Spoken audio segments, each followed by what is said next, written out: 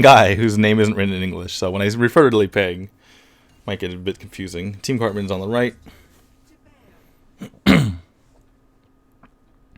Teamy ban, not too surprising given what we've seen so far. And honestly, the Teamy ban is more... obviously, the revive is good, and just this kit in general is like useful. But the biggest thing about Teamy, I think, that kind of forces people to ban him is his passive, where teams just get this massive gold lead by literally just having Teamy on the field. And sometimes they can just nullify a kill lead by having him on the field.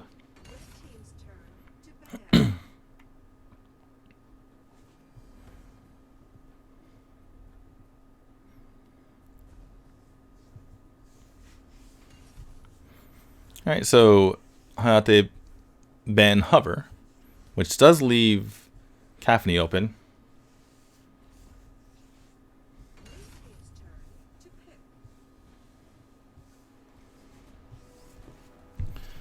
Proxy, Proxter, I'm gonna have to look up what you're saying.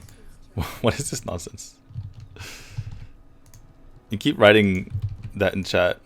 Rookie, okay. 菜鸟. 菜鸟, rookie. Apparently that means noob, and I'm guessing you're saying noob. Anyway,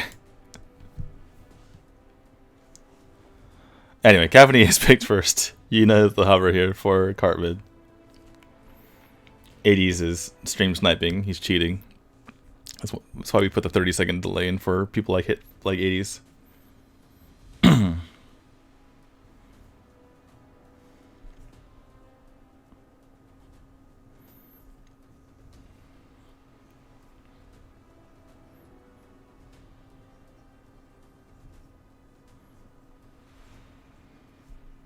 I'm just completely wrapped up in chat right now. I can't even like watch the game because you all going crazy.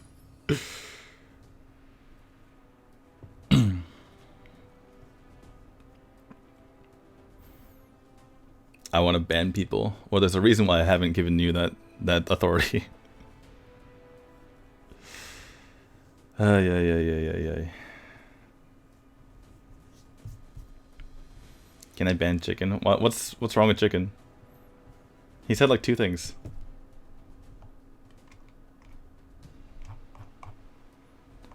You guys settle your own stuff. Unless chicken does something that's clearly wrong, then just settle it yourselves.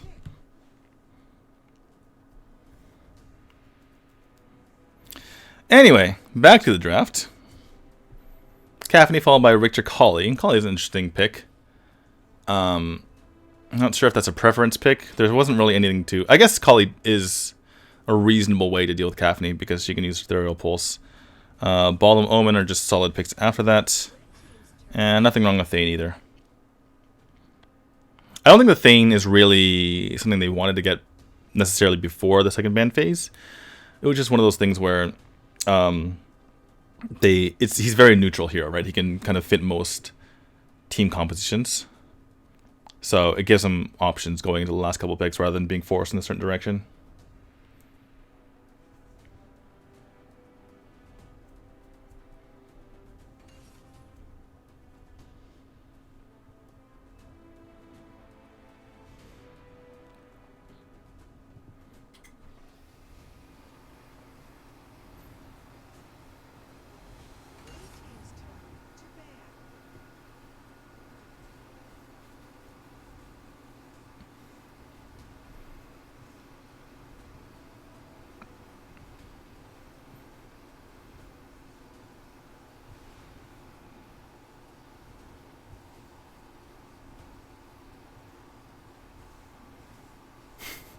Okay, I need to stop looking at chat. You guys are insane. Apparently something happened in a game, and you guys love trash-talking each other. That's all I can glean from that. Well, not a whole lot of surprise in the second ban phase. Lindis and Nakaroth just overall strong heroes. Could be targeted bans, could be not. I don't think they necessarily are. They're just kind of good overall, obviously. They will need to start looking at how to kind of deal with the competitions that are laid out in front of them. For instance, does Team Lipang go more into poke, considering they have Kafni, or do they try to go a little more aggressive because of the fact that the opponent drafted Kali? Kind of a split roster going on here for CartMan as well, having the dive from Richter and the poke from Kali. But having Richter in there can help Kali get a nice ethereal pulse off, so it's not necessarily anti-synergistic.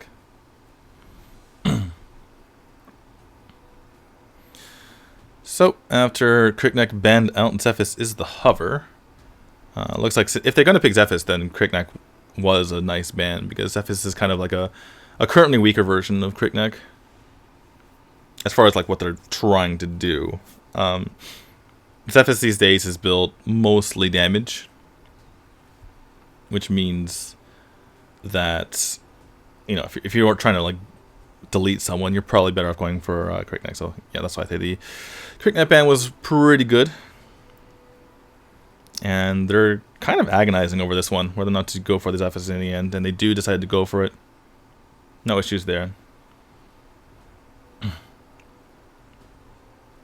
How long is this bleeping tournament? Sheesh. It lasts until the 15th, I believe. It's basically 1 week.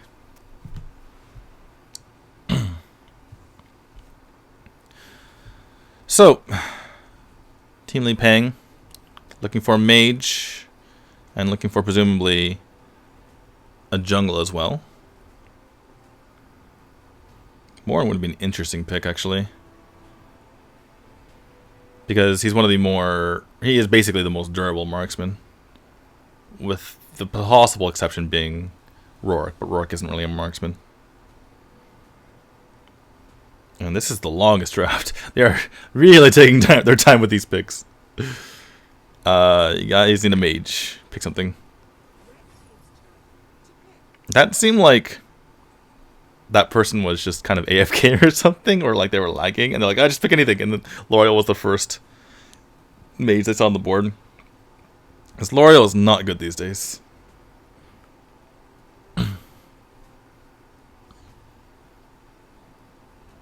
Where is D2's partner? It's a solo cast. Yikes, you want to get on this? I welcome all player co-casters. D2 let me co-cast, but I don't consider COD Homie a player. Let me co-cast. Yeah, get in here.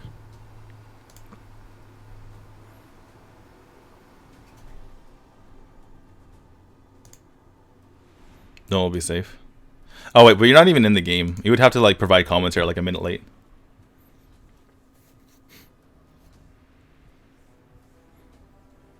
Anyway, you guys would have to live with my solo casting for now. Need to let Yikes co-cast. I said it twice already. I asked Yikes to cast before he even suggested that he cast. I mean, I'll let him cast. I mean, if he wants to get it on this game, it's fine. He would just be providing commentary like a minute late, because it would be 30-second delay, and then he'd say something, and then be like 30 seconds later as well. So, I mean, I'm fine with it. Let me co-cast in Spanish. Okay. That doesn't work. I'm not going bilingual stream. We're not in the Philippines.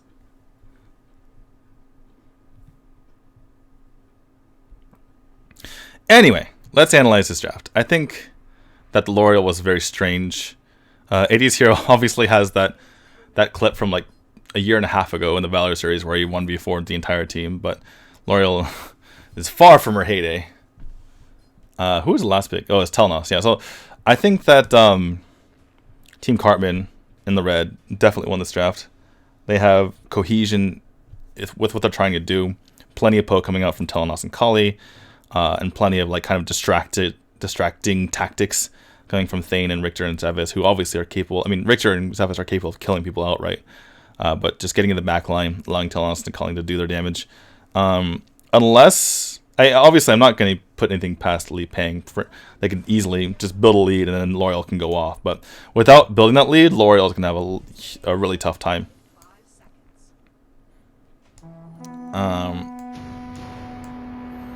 So, yeah, there's also a clear progression for the side. of oh, this might be a restart.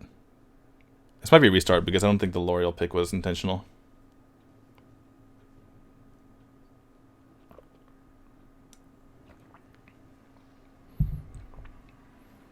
We'll see if they do restart. I mean, he's playing, it looks like. I mean, Ace Hero's moving, so. But yeah, Team CartMan has a better progression into the late game because they're not really weak in any parts of the game. Even Telenos, who takes a while to farm up, like, the fact she has crazy range and like decent damage in the early game, I mean, she's not going to be terrible at any point. Whereas the time it takes Morin to get farmed up is a long time. And even Caffeine, like, it takes her a little bit. So, yeah, this is going to be, it's going to be a little bit difficult here for the side of Lipang. They're going to get this buff, though, which means they successfully are able to even out the jungle. Good blocking from Arcus there. You know what would have been a next level play is if the Kali actually left the minion alive for 1 second longer. So, or the opposing minion, so it killed her minion. And then you kind of like freeze out the minion wave just for one minion. I mean, Caffeine was there anyway, but that would have been super next level.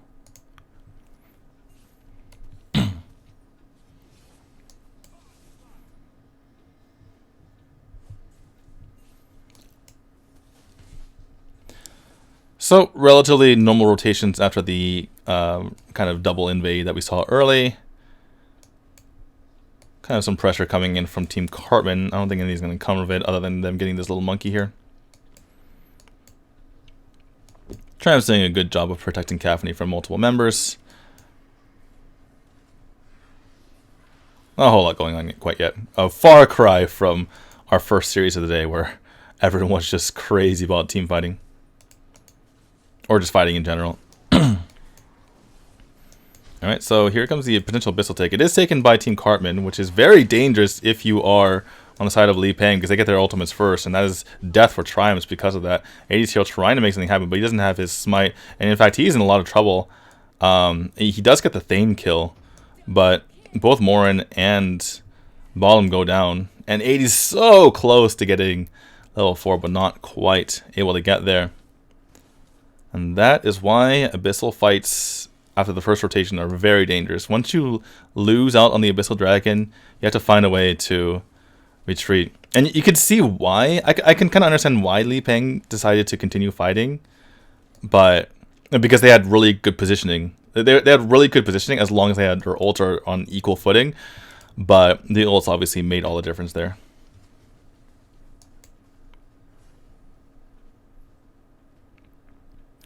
So a bit of a difference in style here. Thane going for the more roaming style, getting that Windstone, whereas Triumphs has gotten the Water Stone. There is a better passive, arguably speaking.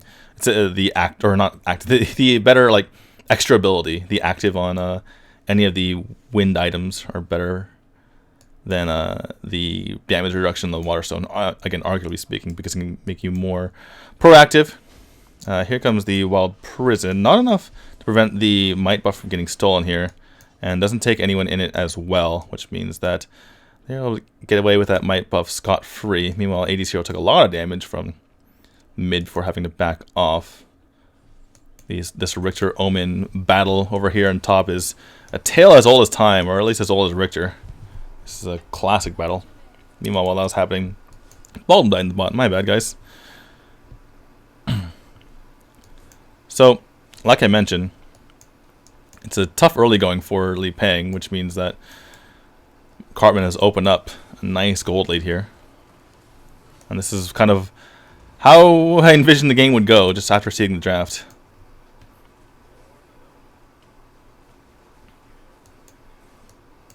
Team Lipang trying to make something happen top.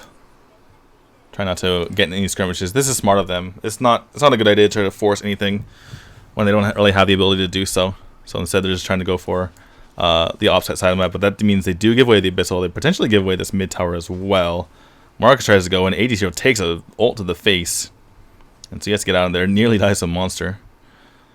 So yeah, the side of Lipang down a tower, down this half tower, down 2 Abyssal Dragons. Down 4-1 in kills. Which leads to a 1.7k-ish gold lead. Or gold deficit, in this case.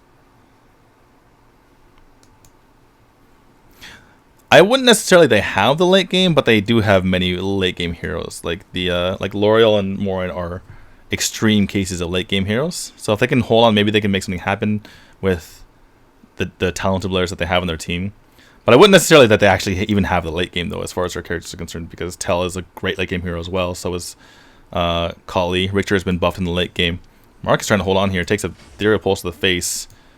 Takes a King's Glory as well, but holds on. However, the tower does not, and nearly all tier 1 tower is gone. This one's holding on by a thread. Meanwhile, Cavity nearly taken out by Richter. Does get the revenge though. It's probably a nice wild charge from Triumphs, considering how far away Richter was at the end there. Rotation coming in from side of CartMan, but they're not going to catch Cavity here. And Joker Smurf slowly but surely building up in items.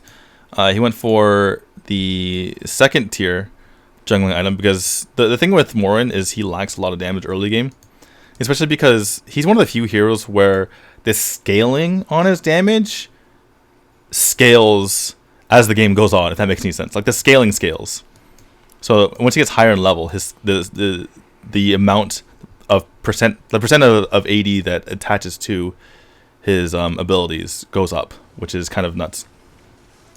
Which means he has not enough damage early game, which means you need to go for those crits, which he has done for now, going for the Elixir. But here comes damage coming in from the Zephyrs, coming in from the Kali, and Kali is able to use that last auto to take out Joker.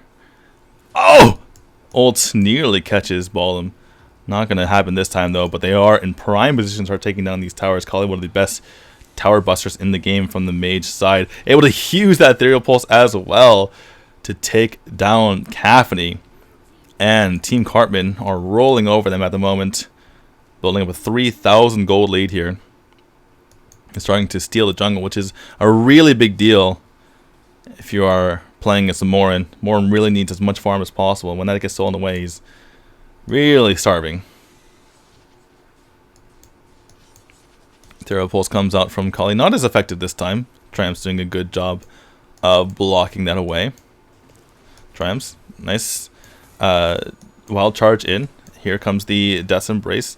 Sukam has his Hercules Madness popped. They get the kill on one, but 80's Hero's in trouble himself. Here comes Richter with his ultimate. 80's Hero with some amazing iframes. Are you kidding me? I can't believe how long he stayed alive there.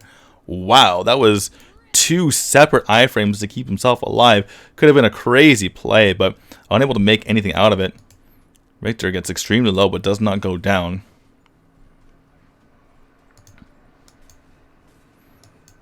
Best deciding to play a little bit cheeky, get this minion wave before he runs away.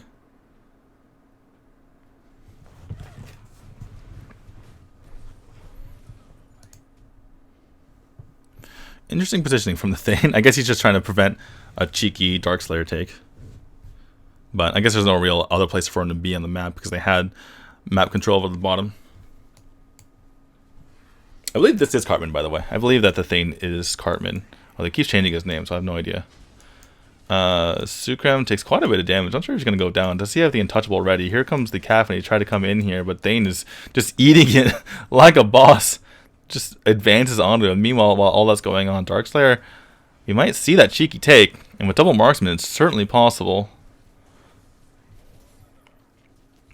Clavis Sancte picked up here for Morin, which is a huge deal. He is now really just ratcheting up, going to be able to ratchet up that damage. You know, Sukam could be in trouble. Probably should be more aware of the fact that the entire team is over here. In fact, they are literally all over here, all 5 members. Looks like Team CartMan's trying to make some sort of push, knowing that they have the man advantage, or the gold advantage here. Here comes the Ethereal Pulse coming out, trying to dive onto the tower. Here comes the Wild Prison. Thane's in a lot of trouble, taking quite a bit of damage here, but he is very, very tanky, able to survive all of that. Triumph's going in himself, taking quite a bit of damage himself. They can't really follow up onto this because Joker and Sukram took a lot just to clear that wave. So they can't really take advantage, but they do get the 1 kill. Kali just trying to Ethereal Pulse down this Drake.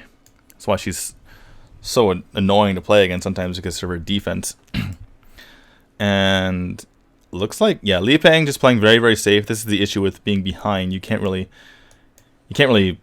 play risky sometimes, because if there's, 3 members there and you only send 3 of your own members, you might just die. They obviously had to be very careful, send all 5 members bot. They're still down nearly 4,000 gold. I guess it's like more like 3,500. But I'm not sure. I mean, they took the Dark Slayer, but they didn't really get a whole lot out of it. The Drake immediately died. They haven't been able to use the healing buff to their advantage. I guess the one thing they did get is just, if both teams go up in gold, it favors them, because the gold advantage isn't, as a percentage of the entire gold, isn't as much. Hercules Madness picked up here for SKU. Triumph's very poor wild charge. Thought he could maybe catch someone out, but now he's in trouble himself. Damage comes on. They probably have to just let him go. Yeah, just let him go. A lot of damage coming onto the Thane, but it's not going to be enough. In comes the Richter onto the tower. Zero Pulse, can they get any kills out of it? Not quite, but they can get this tower. And I don't think, yeah, there's no way they can push onto the core here, but they did quite a lot there. Take a look at Collie's build. Very interesting that she went for Barris Agony. I feel like it's not really needed. I suppose she's a bit worried about just dying to the double marksman, but I mean, that's the whole reason why you pick Collie's. You have the massive range. I feel like she would have been better off going for Frosty's Revenge. Would have been a really good way to slow down the members and just be extremely frustrating to the opposing team.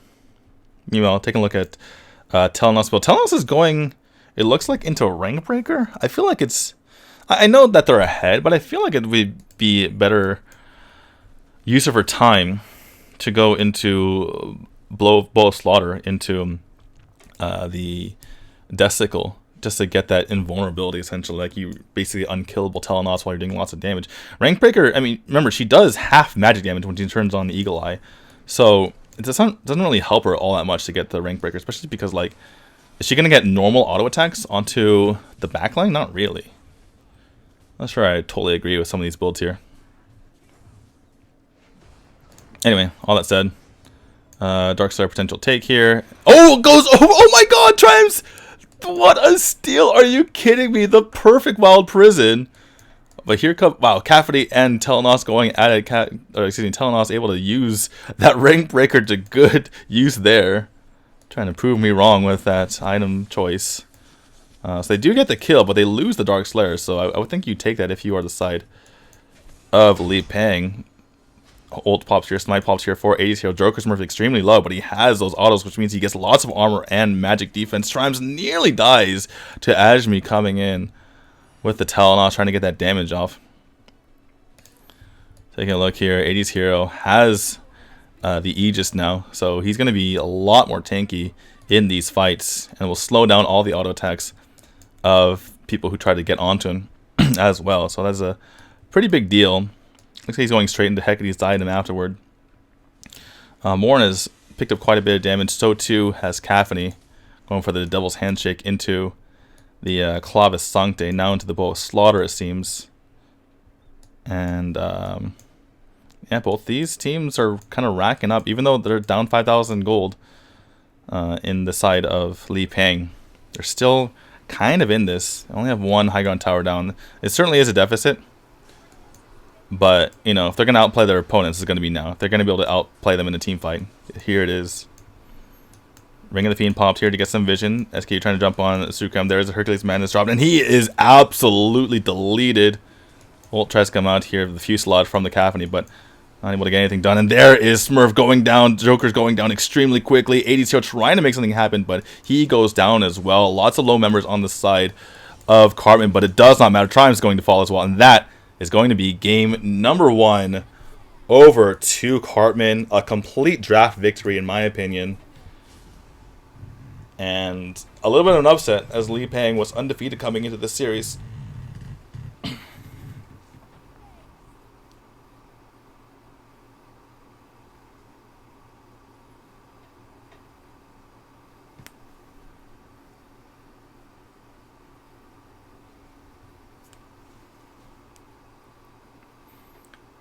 Chicken, I believe that's just 1-0.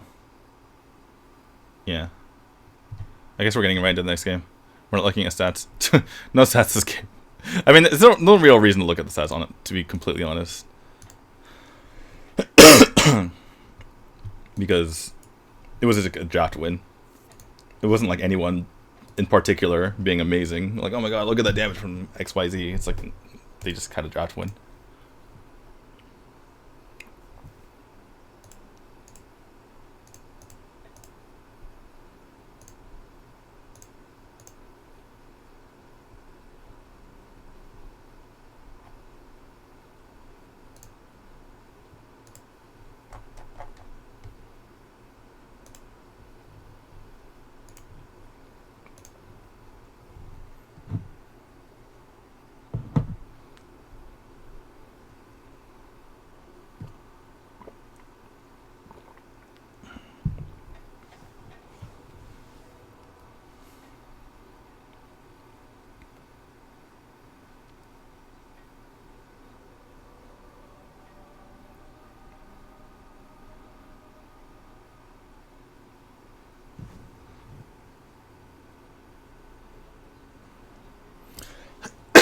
Excuse me. Did Yikes go away, or is it going to help me out with casting?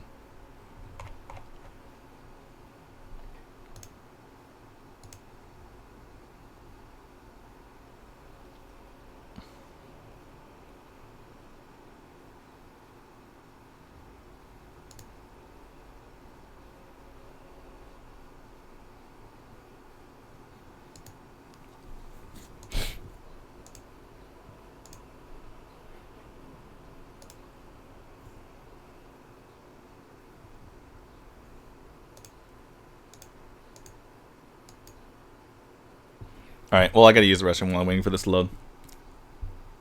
If Yikes is in chat, let me know if you want to cast. Be right back.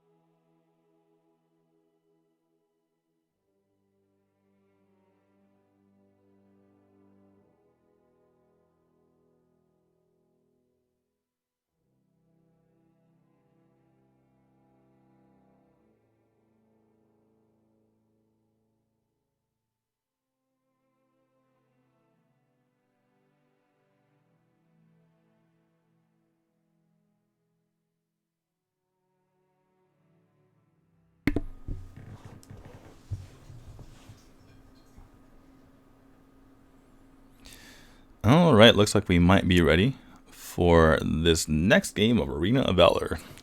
This is the VanSticker War of Gods tournament, guys. I'm gonna cast for Yikes. It says Hitman. That seems very cheeky. This is the VanSticker War of Gods tournament.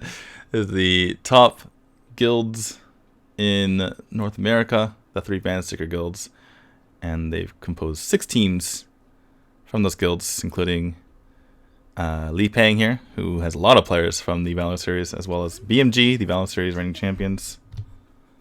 This is game number 2 of our series between CartMan on our left and Lipang on our right. Lipang being the only person who doesn't have an English name, and yet they named a team after him. Just to confuse the viewers, I feel like. Lol, I'm in ranked game Rick Kokas. Oh, well, it's your fault.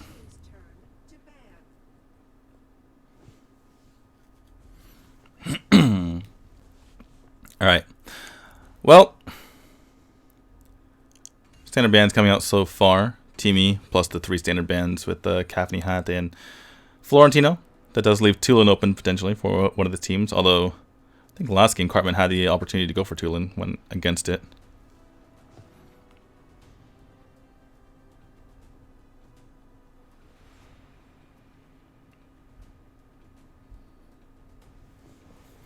Hopefully this isn't the Eternal Draft like game number 1.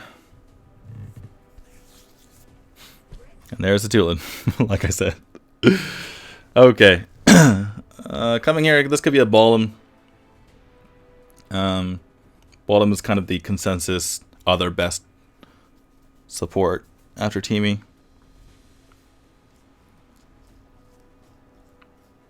up Sephora. I'm not sure if the Sephora is mid or if she's support. I guess that's kind of the point. You can do either, depending on how this draft goes. Oh, I totally got mixed up by the bands, by the way. I said, for some reason I thought Linda's was Caffney. I am kind of tired right now, guys.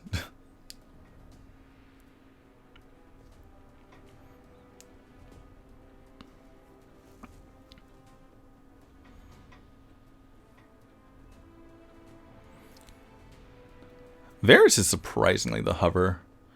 Varus is reasonable if you can get to the late game. She's kind of turned into a late game hero as of late. I mean, that's obviously by design. They don't want to be her. Tencent didn't want her to be so strong, so they buffed her late game, nerfed her early game. And ooh, Elsu. We haven't even seen. We've seen Elsu neither banned nor picked, which is pretty surprising, but not a bad pick whatsoever here. Particularly when going against Caffney, you just don't want to deal with her pulse cannon or a fusillade.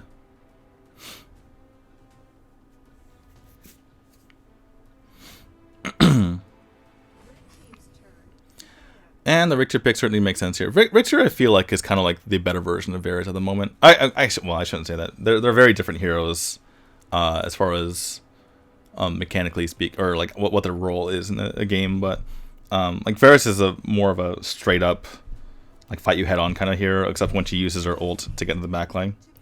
Whereas Richter is basically he instantly tries to go to the backline when he fights in a team fight. But they have been both tweaked to have their late games be better and their early games be worse. But I would say Richter still has a reasonable early game, whereas Varus has a pretty weak early game, unless you can hit like every single bloody kiss.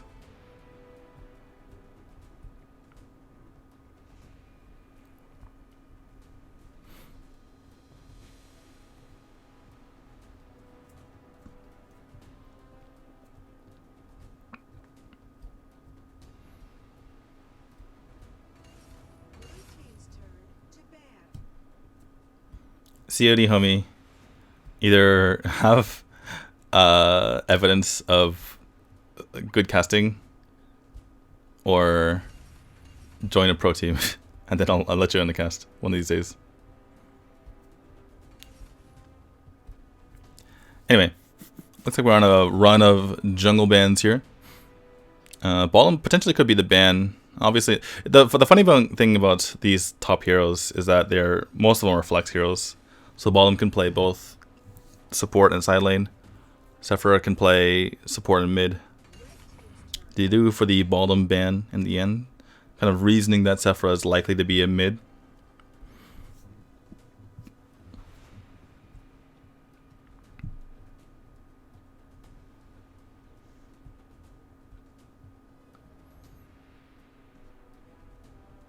So that leaves jungle and either support or mid here coming out from the side of Lipang.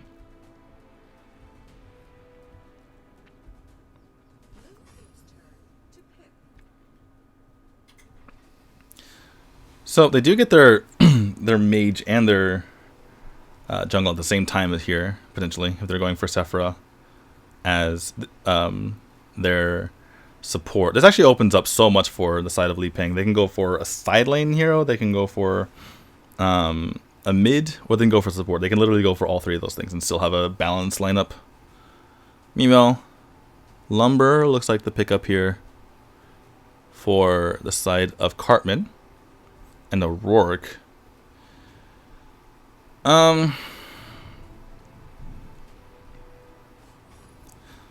Okay, looks like they're locking it in. This looks to be a very aggressive style because you already have Tulin, right? Which means that you're going to be combining Tulin with Rourke to try to get in their faces in the early game.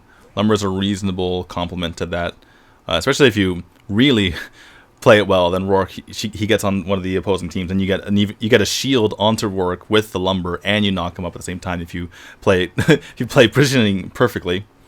And imagine that Elsu is just going to be providing a lot of auto attacks. I feel like this Elsu, considering this lineup, Elsu's probably going to be going for an auto attack build to start. so that he can help snowball the game. Because if you miss one snipe while your team is relying on all the damage you can get to try to burn the opponent down and get in their faces, then that could be problematic. So I feel like this Elsu Crazy Ash is probably going to go for an auto attack build to start. Maybe start with a Fafnir's Talon with a War Boots, and then kind of transition into like Murmosa and Fenrir's.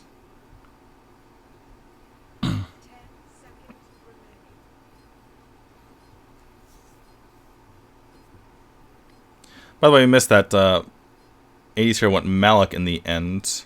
The funny thing is, I said they could go for a mid or they could go for a side lane. And literally, Malik is both, so I have no idea where people are going to go. Looks like Triumphs is going to be playing Sephora, so he's likely going to be the support. Mark is going to be side lane without Richter. And Malik mid, it seems like, yeah. It seems very much like Malik mid.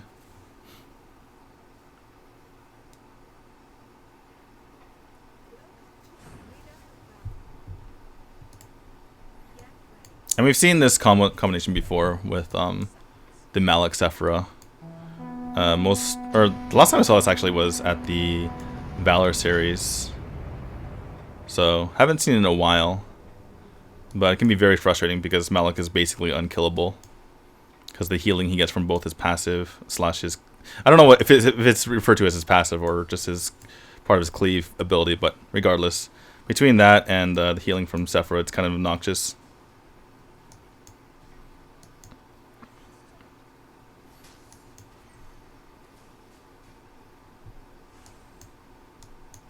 Triumph's taking quite a bit of damage here, trying to be annoying, but does successfully leash out this lizard dude. So that works out well for them. Triumphs does go for the Windstone first here, so that he can get extra gold when he's being annoying. Windstone also picked up for the Lumber, which is slightly interesting to me. Obviously, I mean, I guess this Lumber, or I think this is CartMan. I think CartMan wants to be very diligent in scouting. But, wow, this is a lot of damage coming in. Heal has to come out from the Lumber. 80s hero does have his blade enchanted, so if he goes in, he will do true damage and heal himself. Just barely doesn't get off in time, so that's a little bit unfortunate for him. But here comes lots of damage coming in. Joker trying to do something as well, but here comes SKU. Just evening out the numbers. Now Joker just goes straight in there, pops a tornado, tries to get damage off, does kill the tool in the end. That's a massive pickup. Triumph trying to help out as well. SQ, I don't know if he popped determination. I guess he did. Lots of damage coming in from both sides. He does get a kill before he goes down. Joker Smurf extremely low. Can Ashby get one more? He has to flicker forward, or tries to get flicker forward. Doesn't get the kill. Sucrab. Oh, he's stuck. He tries to go for this. Oh my god, that's so unfortunate. Oh my god. So he tried to go for the jungle strike over the wall in order to get away, but he missed it. And he's like, well, now that I'm here, I'll go for the empowered auto attack onto the Rourke. But he missed that as well. Or he died right before he could get it off. That said, though, Lipang did pick up the Abyssal Dragon while all that was going down. Perhaps it would have been better for him to help with his team, but I don't know. Something happened. Big Fusillade comes out. Triumphs does get massively just demolished there. Massively demolished. There's some good caster language for you. Just gets hit by a snipe and a disengage, I believe. So, Cartman making it happen. Already up 1,000 gold. Suricum pops his ultimate, but doesn't get nearly anything done there.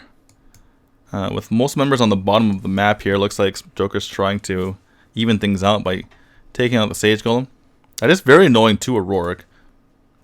If they're able to take their own Sage Golem as well, because Rourke really relies on having that mana, or else he doesn't.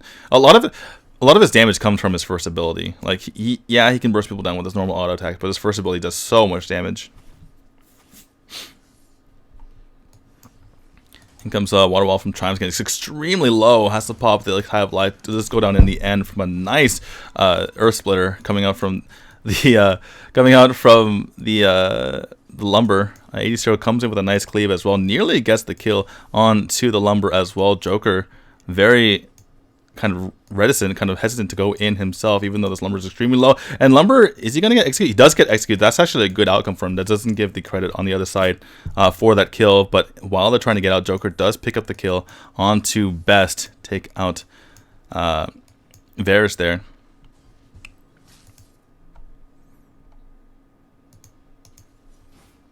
People plays harder than it seems, guys. If you forget like one name, it's just like, oh god, things are happening, and I'm not saying any of the things. I gotta give TJ some credit here. Anyway, that all aside. Lipang, kind of back into the game, but they're playing with fire here. Big snipe comes out in the Joker Smurf. There's a nice Earth Splitter, and oh my goodness, CartMan doing some work here. Ingram's the Fusillade, but CartMan is not afraid whatsoever. But that said, that does mean that the Abyssal Dragon was taken down. Triumph's taking a lot of damage. He does go down, but Lumber taking a kill on the backside. Ult has to be used by 80's Hero to get away from this action. Meanwhile, Sage Golem stolen out here by SKU. That pushes the gold lead to 1.3k.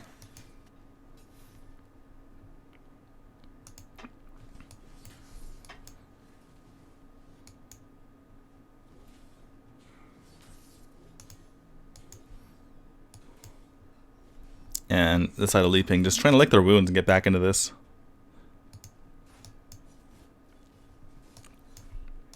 Now, other than Elsu, well, even including Elsu, you could argue that Lipang has the late game, whereas you couldn't really say that last game. Even as they were falling behind early, they weren't really building anything late, whereas that's not necessarily the case here. So if they're able to continue to hold on, then they can make something happen, especially with Caffeine's late game, all the damage you can provide. Arguably, a better late game hero than Elsu. Big collapse coming in from CartMan here. Lots of heroes in trouble on the side of Lipang. Big Earth Splitter coming up. Triumph's getting extremely low. Here comes Determination from SKU. Damage coming in. The kill on to Lumber first. But here comes SKU getting more damage in. But Caffeine just walks. He just dances, moonwalks the way out of their Triumphs. A lot of damage onto him. He does go down in the end. Ashby really picking up with the damage. Like I mentioned, I did call it, didn't I? Right? He went for the auto attack build first. Certainly working out well for him. And for the War Boots into that Fafnir's talent. Here comes Best. He's like, this fight is not done until I say it's done. Gets the kill on the Joker. Gets right on out of there. And right in time for this siege minion here. I don't think Marcus can pick up the solo kill. Or maybe he can. We'll see. Oh, miss onto the Serpent's Fangs. Doesn't get the kill in the end though, does Marcus. But it does get him extremely low. So that does give him some opportunity to perhaps put some pressure. Oh, there it comes. Here is the retaliation, and that is the kill onto Best in the end. Meanwhile, opposite side of the map, Missile Dragon taken for free here from CartMan. Joker Smurf jumps in, uses the tornado, gets out, uses the wind shift away. Perfectly done by him, avoiding the Earth Splitter.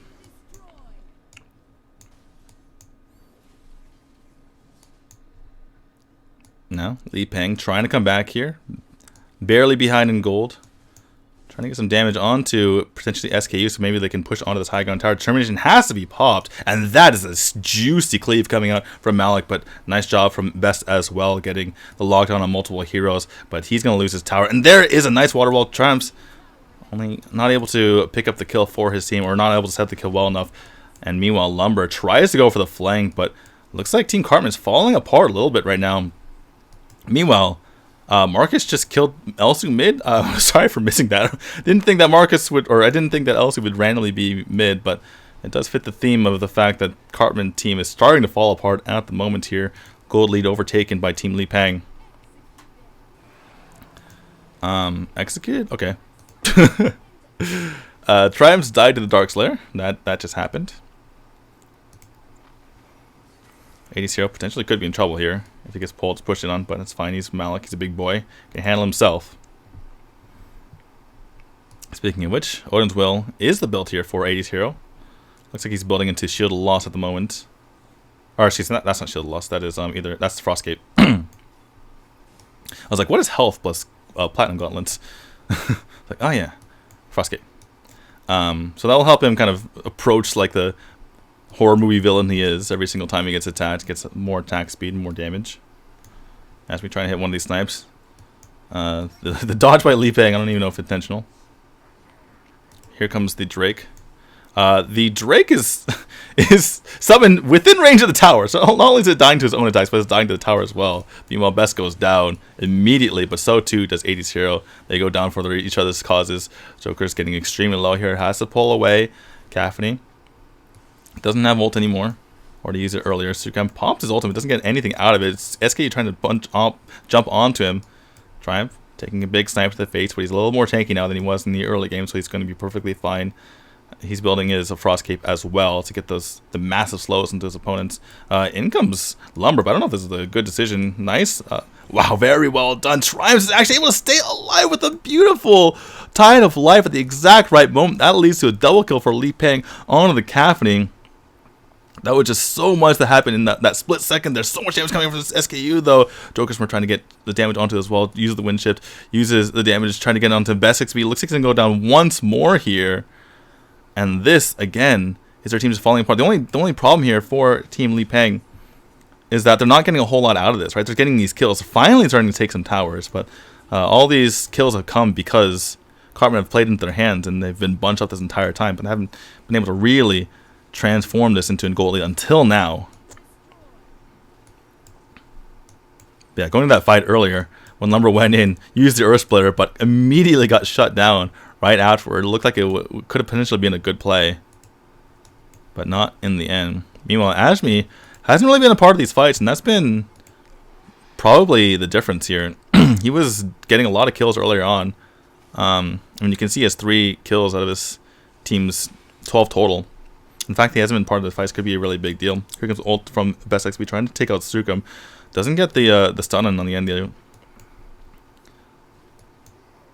Lumber trying to scout for his team. He has so much armor at the moment that Hades here can't even damage him with his initial cleave. Looks like he is, speaking of Hades hero, going into Medallion of Troy, I believe. But Darkslayer is up for grabs. Team CartMan's already on it despite having a gold deficit. Meanwhile, on the bottom lane, there is damage going on the tower. The tower does go down. Darkslayer does go over to target. And that's a beautiful Earth Splitter onto 3, but doesn't matter potentially. Oh my goodness, there is the cleave coming out. I don't, 80's hero, you've made a mistake. Mistakes were made. Best XP trying to fight with Caffney. Caffney just waltzing all over him. Doesn't even need it. Doesn't even need the hit onto him. He's just able to just moonwalk on out of there. And that is a legendary for Lipang on this Caffney. Doing massive damage now. Up to 7.6k gold. Can't take our eyes away from Joker either. 8.6k gold. Has Apocalypse, Loki's Curse, and Hecate's item. Looks like he's building into that Rhea's Blessing at the moment. Uriel's Brand. That is an item that you own. Wow. Uriel's Brand. Coming out from Crazy Ashby. Crazy indeed. I just noticed that. That is a Uriel's Brand, folks. I don't think I've ever seen a Uriel's Brand. Maybe I have, but it's been quite a while. Uriel's Brand provides some damage. And it provides a magic shield. A magic defense shield when you get low on health. And also it also boosts your magic defense when you get low. But the problem I have with it is that, like, you never know what damage is going to come first. So typically when you get damaged by an ability, you don't want to stick around and use your shield anymore, right? But I guess if you're going against 3 different mages, it certainly makes sense. And that's going to be the majority of damage. Or excuse me, only 1.5 mages. What am I talking about? They have Caffney. Okay, Uriel's Brand just bad here, guys. I'm sorry. I'm sorry I had to say it. I thought for a second, I got confused. I thought they were going against double mages like in one of their other games, but I don't know. That is just bizarre to me. Anyway,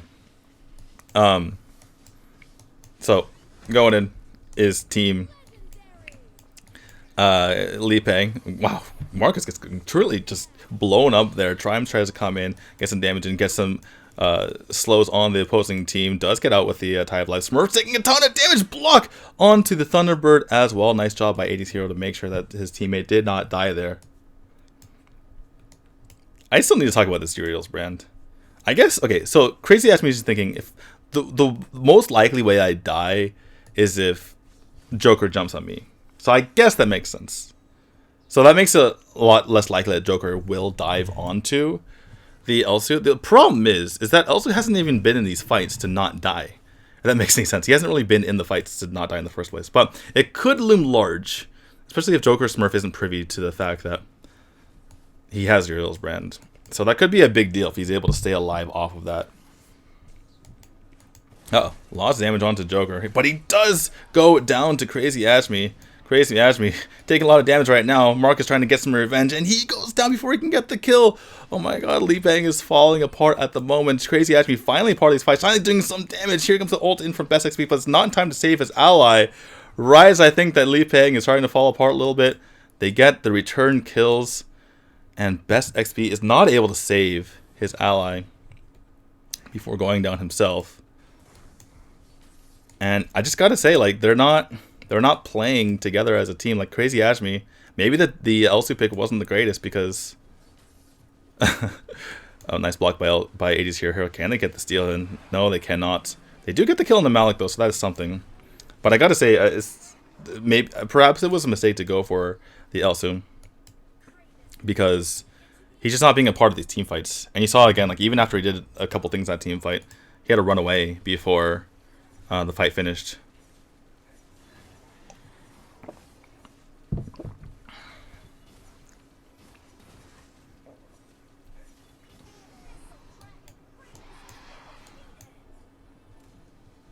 Uriel's brand saves him. Uriel's brand did not save him there. He was not even close to dying. And it's not like he has bow of slaughter. He had like full health after Joker Smurf dunked on him. He had like full health. And he doesn't have bow of slaughter, so it's not like he healed right back up to full before I was able to catch where he was.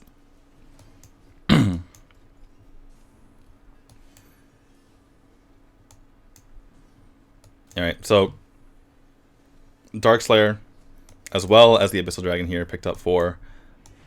And that means that SKU goes down immediately. Joker able to take him out. Nearly dies himself, though. Probably didn't catch that fight, but he probably got jumped on and popped his tornado to kill him before he went down.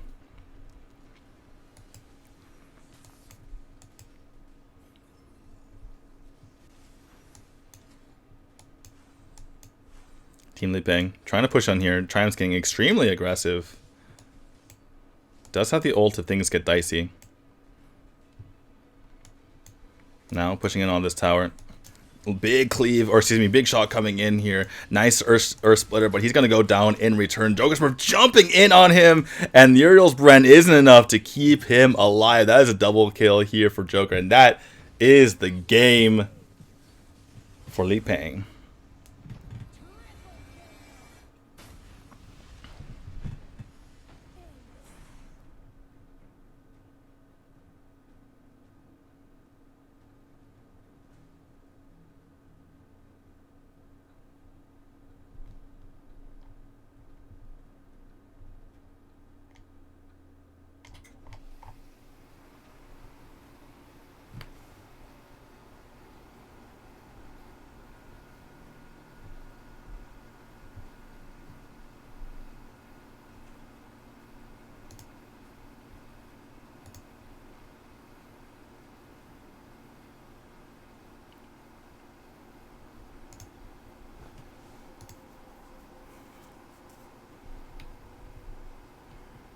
That is a unique build if I've ever seen one from Crazy Ashme. Okay.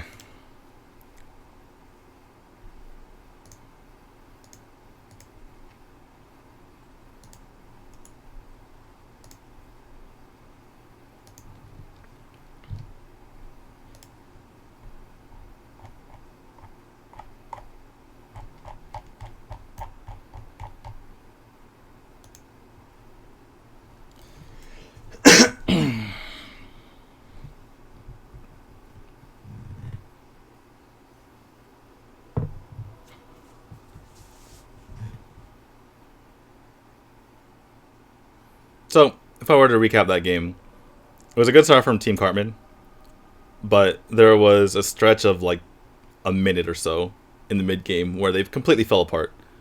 and Lipang completely took advantage. Well, also still did a lot of damage. The problem with the thing is he was doing so well that it was surprising he wasn't fighting in more team fights. If he had been in more team fights, then they probably take way more of those fights in the end. Like, for instance, the fight where they got the initial first 2 kills, but then Lipang turned around and killed 3.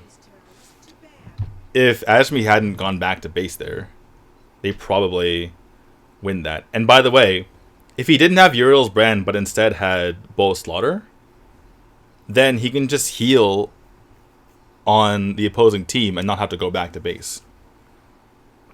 Like, you could argue that the problem with Uriel's brand, like, it's not a waste. Like, you'd rather obviously have Uriel's brand than not Uriel's brand, right? Like, it does give you AD, it does give you some defense. The obvious reason why you don't get Uriel's brand is because you're not getting something else. Now, what was he missing from the most crucial team fight of the game, where it was towards the latest game, and CartMan had an opportunity. They had a good jump onto the opposing team. They got the first 2 kills, and then they lost 3, because Ashmi had to go back to base. Why did he have to go back to base? Because he didn't have enough lifesteal. If he had just gone for the standard Bow Slaughter, he would have been able to heal and get back in the fight. Or if he goes Fenrir's Tooth, then he kills the opponent faster. Or I think it was Joker. He kills Joker faster before he takes that much damage.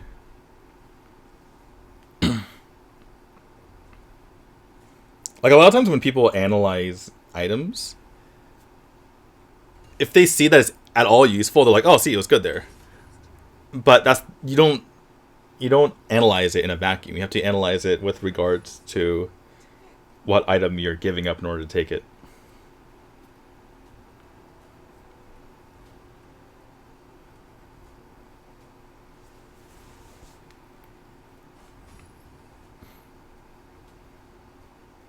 I think they needed an assassin to finish those low targets. You know, Elsu is technically an assassin. And you know who could have finished those low targets? Elsu. I think Ashmi, like, tactically he did a reasonable job in team fights, but if he was just in more of them, like, he could have, even if he died like 2 more times that game, just by virtue of being in those team fights, it would have helped his team pick up more kills, and they wouldn't have fallen so far behind. Obviously, there's certain situations where he was farming and there was no realistic way for him to get there in time. But there were a couple times where he kind of made a deliberate choice not to join his team, when there was not really anything else more important he was doing. He just was too scared to join the fight.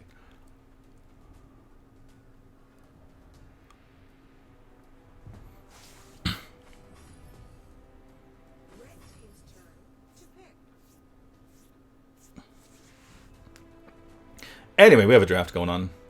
Bans are pretty standard. Richter, not too surprising, as the only out of the box one.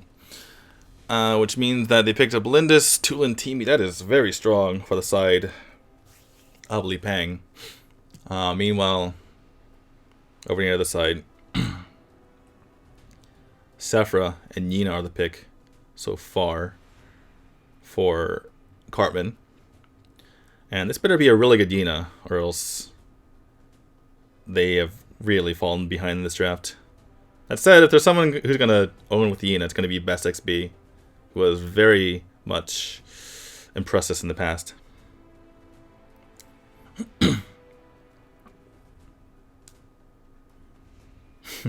I look over at the chat and SNXP is losing his mind. Oof. Oof. If they snowball, it's over, like, for real, for real. I agree. I am 100% agree. And then they pick L'Oreal to make it worse. Is this just a troll pick? Like, they're staring down a massive snowball, and they decide to pick a little hut at the bottom of Snowball Hill that will get avalanched upon. That is L'Oreal. L'Oreal is that small hut on the bottom of the hill.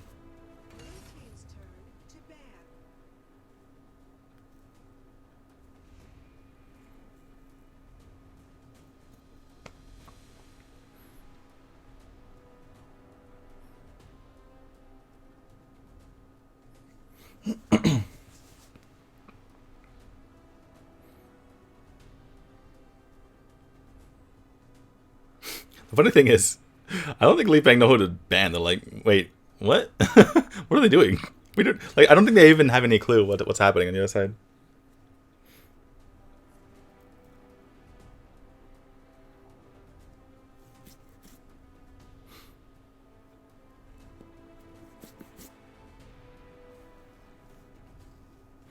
They're going for all female draft. I mean, you can still go. You can go for all female draft and still get a better draft than this.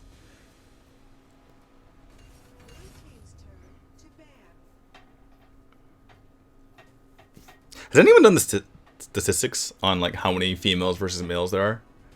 Also, with like the monsters, do we consider Malik a female or a male? Because he's technically like a monster, right? And you don't know with monsters. Maybe they have really low voices. Or like Teamy. I guess Teamy, they specifically say they're brothers, so they are male. What about Crest? I mean, sharks or hammerhead sharks, whatever. Female sharks could have very low voices. You never know.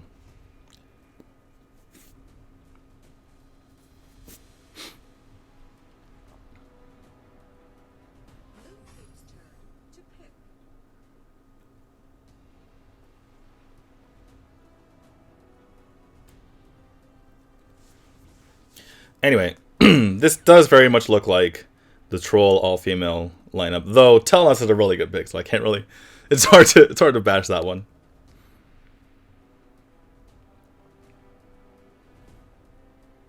But I mean, what female support would they go for? Arum? Arum would not be the best here. I would say based off skins, Malik is a male. Yeah, probably.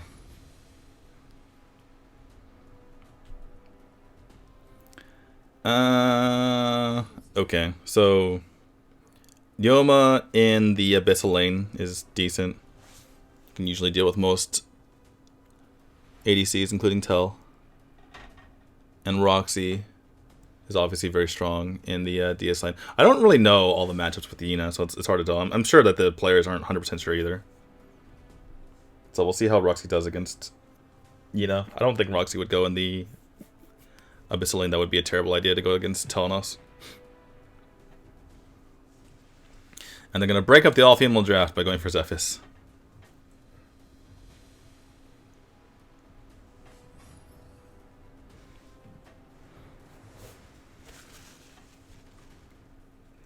Rip all-female team.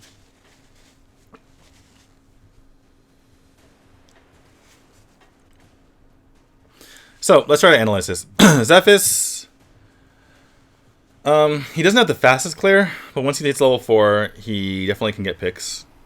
Telenos is good throughout the game, and has a crazy late game. L'Oreal's a good late game if they can get there. Yina is, from what I could tell, reasonable throughout the game. And people have said she has a good late game. Sephiroth takes a while to build up as well, though she has a good early game for support. Like she can definitely put a lot of pressure on. But if you take a look at the side of Lipang, they have literally all, other than Teamy. I mean, Teamy is kind of up in the air, right? Because he hits a massive power spike once he gets being a bro. But the entire team is an early game team. Lindis is one of the fastest junglers. Tulin and Yoma are notorious. Even Roxy too. Roxy, Yoma, and Tulin are notorious early game specialists. I mean, they're good like into the late game as well, but they're extremely annoying to deal with in the early game. So if there's any sort of pressure from Lipang, I think that CartMan are likely to fall apart.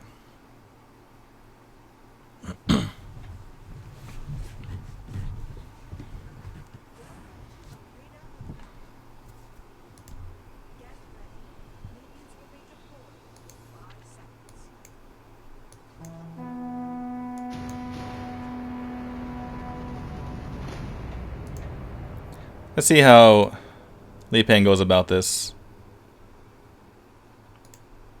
Looks like Lipang himself doesn't have any interest in helping out his team, at least not quite yet. Trying to get some nice pooty poots. Because of the cooldown nerf that Triab's got, or that Teamy got, I think that Sephiroth wins this matchup, especially because she gets healing every single time. Mark is just trying to be annoying. I think he Yeah, just waiting for that moment the entire time, so you can get the Wailing Blade off. Lipang must have turned off his Wildfire for a moment there. Obviously, a couple of patches ago, they changed it so that the Wildfire does more damage when you initially activate it. So it behooves you to turn it off, obviously for the mana considerations as well. You can see how Sephira does quite a bit of damage in the early game for a support. It's kind of funny how that works, right? Because she does less damage than most mages in the early game, but obviously more than most supports. Just based on her base damage, not even talking about Arcana and whatnot.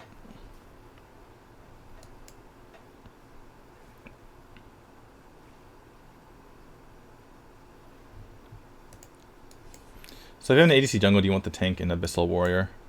You just want to have whoever can deal with the ADC better in the Abyssal lane. And then in this case, it's Dioma.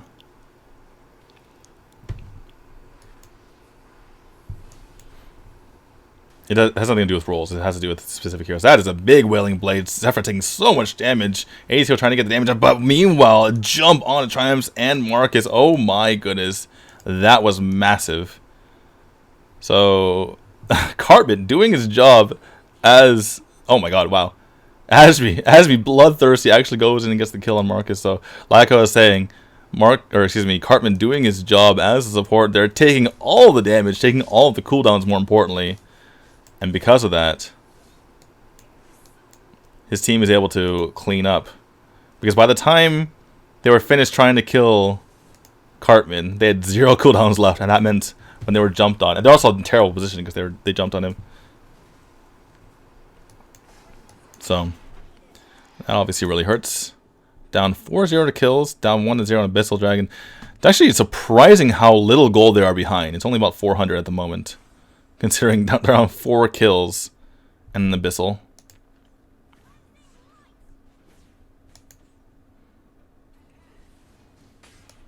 Big Wailing Blade. Nice ult from Ajmi. There's the Tide of Life as well coming in. Can't try and stay alive. He's going to use his being a bro. I don't think Marcus wants to stick around here. Ajmi misses the timing on that just slightly. And Triumph's able to revive.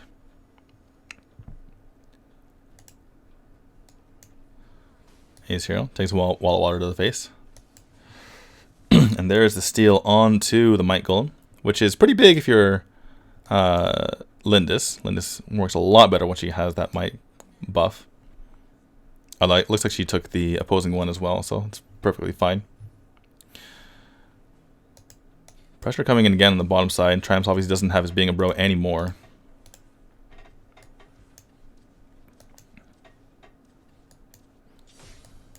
Yeah, finally goes down. Bess is just putting on a clinic. I know he died there, but the fact that he nearly killed Lipang once more, even fighting 1v3, he's just being very impressive. Marcus trying to survive, not gonna happen. And Triumph's no way he could save him, didn't have being a bro. Let's see if he can save this tower. Lots of damage coming in. Does have being a bro now, so he could potentially use that. Let's see what his timing is on it. Flicker's out. I'm not sure. Yeah, was not on time. He does go down. Here comes ACO to try to help out. A little bit too late though. Tower already dead. Teamy's already dead. And now the gold lead is starting to build up. And this is obviously massive here for CartMan. And even though we were bashing, or I was bashing CartMan for their draft, they're certainly making it work. It all came down to that crucial early team fight.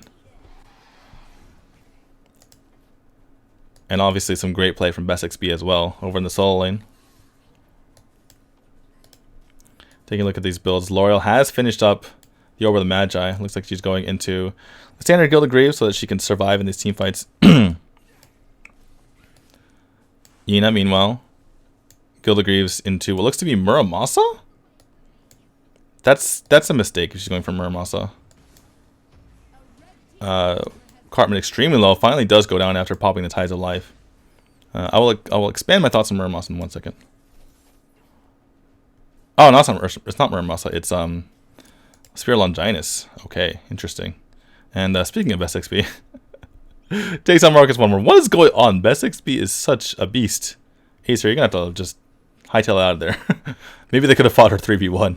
I love how they didn't even try like chasing her. If they don't have everything perfectly timed, it's just a bloodbath. The Bex XP is, oh my goodness, putting a unit clinic. I'm gonna follow Best XP around for a while, see what he's doing. I don't know how many stacks Yina gets on Spear Longinus, so it could be a good item on her, but in general I don't like Spear Longinus. Oh wow, big jump on to the backline by SKU. ADCO trying to get away, does do so, but Triumphs goes down in its place. Triumphs, or does he actually was able to revive back, and that gives his team lots of life here. SKU jumps back and nearly gets Sukram. Marcus has the Wailing Blight, jumps in back onto the Cav, or it's not the Cavani, the Sephira once more, but he does go down in the end to her. That is, however, a 3 for 2, I believe. AD0 does get the kill on Sephira in the end. May very well go down to Best XP. This is where the unfamiliarity with the opposing kit comes into play. He didn't know where to jump. He probably could have just jumped down rather than away. But that was an extremely good team fight coming out there from Lipang, and they are certainly back in this game, if not in the driver's seat. Very well done by Triumphs on that being a bro. I thought he was dead, but he popped that being a bro at the last moment. Or maybe I didn't see it. One of the two. Wow, okay. Lipang went for Hecate's Diadem? What is happening? Why did you go for Hecate's Item? What's going on? Like, normally if you go, like when you go Roxy, even if you go damage build, you go hybrid build. You go for like Bears, you go for Frosty's Revenge, which has some HP, and some utility, obviously. You don't go straight AP. What is going on? Oh my goodness. Okay, coming in, Triumphs with the Chain Lance, trying to get some set up for his team. Nothing's gonna happen of it. They do clear the wave, and meanwhile, Lipang, that's why you go for Hecate's Item, I guess. You can just one-shot someone. You get the Agnes Grasp, and they're literally just dead in one shot. Meanwhile, L'Oreal goes down, uses Smite, not going to be enough. Lots of members on the side of Lipang low, but they can't really make anything happen right now. It's his Roxy build, it's weird. You can say that again. I guess it works in this sort of situation. If you land one Agnes Grasp, and you're just, boom, they're dead. Follows the Hecate's up with the Soaring Aura, which is not so bad. Soaring Aura is not nearly as weird as Hecate's. Soaring Aura does give you quite a bit of HP. It also helps out Tulin and Teamy on the team with their damage. And a little bit, a tiny bit for Lindis because of the Scorching Wind. Triumph. Uh-oh. Best XP could have made something happen there. I don't think he realized his opportunity. Triumph had to actually flickered away so he wouldn't die to the Dark Slayer. And Joker Smurf was all by himself. Joker Smurf, a little bit of trouble here. Triumph doesn't have his ult. Meanwhile, Smurf, Joker takes away the Sage Golem here. Denying the mana from Zephys, which, even though he's gotten his mana costs reduced as of late, still kind of painful. Nearly 4k gold lead here for the side of Lipang, starting to take control of this game after a dicey early game. Lots of damage coming out on the Asmi. Oh my goodness. That was ridiculous. I believe that was an Ion Blast plus a couple of shots from Lindis there.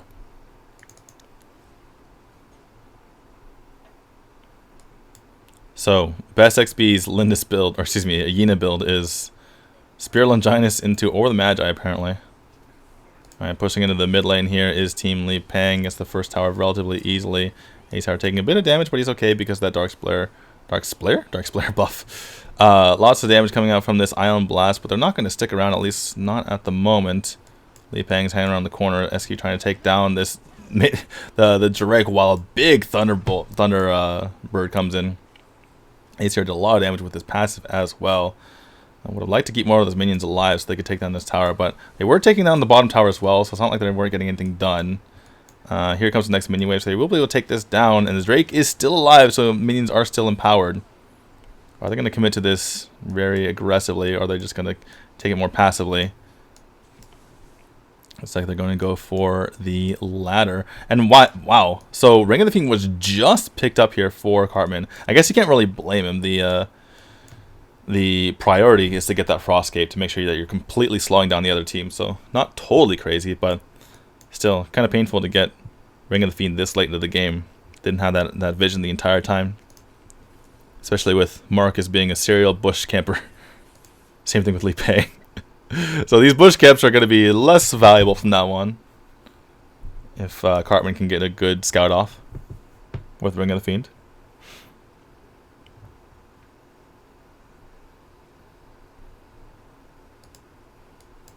Still aggressive is Lipang. Or perhaps they're just clearing out this wave so they can get back onto the Dark Slayer.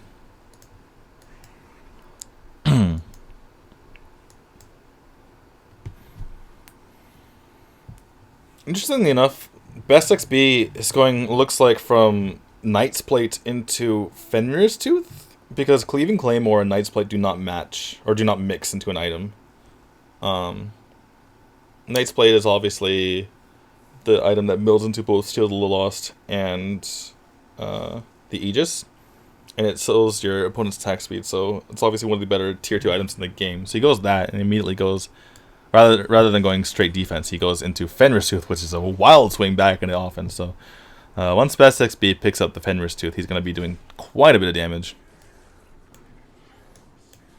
Marcus, meanwhile, his counterpart, has a very standard Yoma build, going Rank Breaker into Frostcape and Medallion of Troy. Taking back look at this Lipang build, he's gone from all damage to all defense into going for the Aegis. Very interesting. Now going for either the Blade of Return, or see a Gaia Standard, or wow, did he get that off? He did get that off. Wow, I can't believe that that Triumph's got that off. And in the meantime, L'Oreal did go down. When I say get that off, I mean the being a bro, obviously. But now they're pushing in with L'Oreal down. This is very, very painful. Lipang just pushing in this mid wave, trying to get this tower as well. It's getting extremely low. Focusing it down is Joker. He takes a little bit of damage, but he's probably going to be fine. They do take down Best XP, and so too does Sephora go down. Ashmi very low as well. SQ is the only one standing, and he's going to fall. And that is going to be Team Lipang. Taking game number 3. Taking the series 2-1.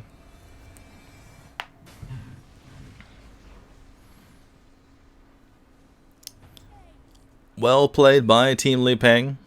Very dicey at the beginning of that game. Obviously down 4-0 and kills and Abyssal Dragon to boot. But they held on. Made it happen. That's why their comp was...